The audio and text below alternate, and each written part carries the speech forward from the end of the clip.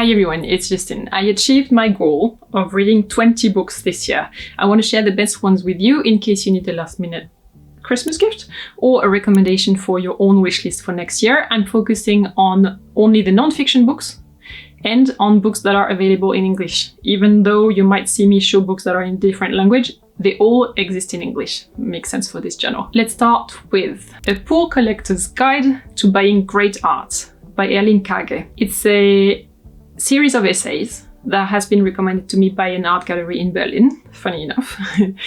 Kage is Norwegian and he's a serial collector. Like, he's been collecting art for many, many years. Yet he's far from the elitist, secretive, exclusive approach that the art world is famous for. He sees it as a game, he has fun doing it, he doesn't take himself too seriously, and he tries to make art accessible for everyone. It's demystifying, it's refreshing. He shares his tips on how to recognize and discover young artists early in their careers, why and how he buys, his mistakes, what he regrets he bought and everything. Like, he's very transparent about the process. Why he likes to buy art online even more than in galleries. Like, he buys art online. Artwork that he hasn't seen in real life. It's funny. The book itself is also very pretty. It contains color printed artworks by artists that he collects. So it's a very round concept, that book. It looks pretty on a coffee table, but not only. Read it for the content. Next one, Down and Out in Paris and London by George Orwell. You might know Orwell from the master book 1984. That was written in 1948 and published in 1949. That one's a classic, a visionary book, still so relevant today. It should be mandatory in schools, I think. But this one here is a different thing. It's a sort of memoir of his life when he was young and broke, living in Paris and then London, and trying to make a living in Paris. The descriptions of Paris at that time are extremely unflattering. I'm going to sum it up this way. If you always fantasized about living in Paris in the 1920s, this book is going to burst your myth real good. I don't want to give away too many details. It's wonderfully written. It's Orwell. It's culturally an important book on top of being a very personal memoir.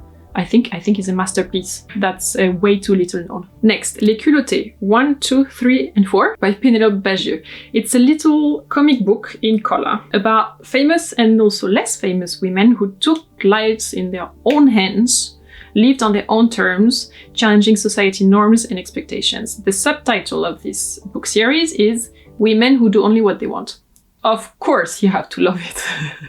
The drawings are super cute and clever. I discovered inspiring women I had never heard of. Shame on me. And it's witty. It's really a pleasure to read. I bought it in French, but I saw that now it's also available at least in English and German as well. The next one is called Daily Rituals: How Artists Work by Mason Curry. I have to confess, this one satisfied my curiosity. I'd love to be a fly on the wall in other people's houses, especially people who work creatively. You know, I'm curious. I want to know how they structure their days, what they eat, who they talk to, where they find their inspiration. You know, I want to know all of that. It's exactly what this book does. It describes the exact daily routine of people who were the best at what they were doing in creative fields. Writers, musicians, artists, whatever, across the board. The oddly satisfying thing about this book is that the daily routines described, most of them are far from being perfect. They did not have it all figured out. Well, some of them were machines, like Sartre, writing 10 to 12 hours a day, every day of the year, no exception, not even on Christmas. What? But others were fighting every day to even write good stuff for like 5 minutes. And at the end of their lives, all these people were about as successful as each other and left a bunch of work that truly stands the test of time. I think this is very good news because it means it's not about the quantity, it's really about the quality of what you produce creatively. Great news. Then we have Threads of Life, A History of the World Through the Eye of a Needle by Claire Hunter. She's an embroiderer, a really good one and a passionate one. In this book, she tells the story of embroidery artworks, famous ones that have gone through centuries of history from all around the world. Now, if you're thinking, embroidery history? How boring. It's not like that. It's not only for fashion history nerds. Think of it more as telling tales based off of these artworks, if that makes sense. I reckon this still sounds a bit nerdy, but really, you don't need fashion knowledge or embroidery history knowledge to appreciate this book, and it's done in a way that I've never seen before. I'm not sure how to sell it better, but I wish you'd just try it. Next one, Shocking, Memories of Elsa Schiaparelli. She was a couture fashion designer of the generation of Coco Chanel. They both worked in their own ateliers at the same time in Paris. Schiaparelli came from a high society family in Rome, so she was Italian, but she created her atelier and was considered a French designer and spent most of her career, in fact, in Paris. She was close to the surrealist art movement that included Dali, Max Ernst, these guys. She was famous, among other things, for creating buttons that looked like artworks and nothing like buttons. She's the one who created that famous lobster dress. Anyway, she didn't go down in history the same way Chanel did, so maybe she didn't work enough on her legacy.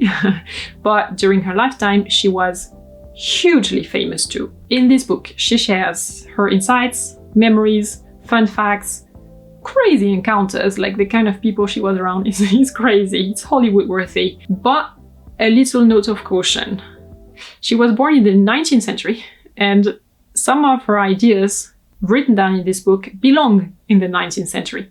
So while it's an interesting cultural account of times past, I would just make sure to not gift it to someone before you read it yourself, just to be sure. Then we have The Artist's Way by Julia Cameron, and I had to re-record the audio track. That's why the sound is not matching the image right now. This book is one of my all-time favorites, and I've already read it several times. It's about creativity, unlocking blocks that you might have in your head and that are preventing you from living your creative life in the broadest sense. I've read it once in full. Now I just reread chapters for specific purposes. It's not a book that you read once and forget. It's more like a toolbox. Personally, I take notes and highlight the texts and things that I want to remember. In my book, there is homework, exercises. It's a process, really, more than a book. I'd recommend it to every artist, but also to people who don't think they're artists, and even people who don't think they have anything artistic in them at all. This book can really be for everyone. Okay. All the books I mentioned will be linked down below in the video description in case you want to try some. If I find several languages, I link several languages as well, so that you don't have to look for them because I already did. Please let me know in the comments below what your favorite book of the year is. Just one, so that I have something new to add to my read, listen, watch list as well. Don't forget to subscribe to this channel if you watched the video until here. I'll see you in the next one, and until then, take care. Bye.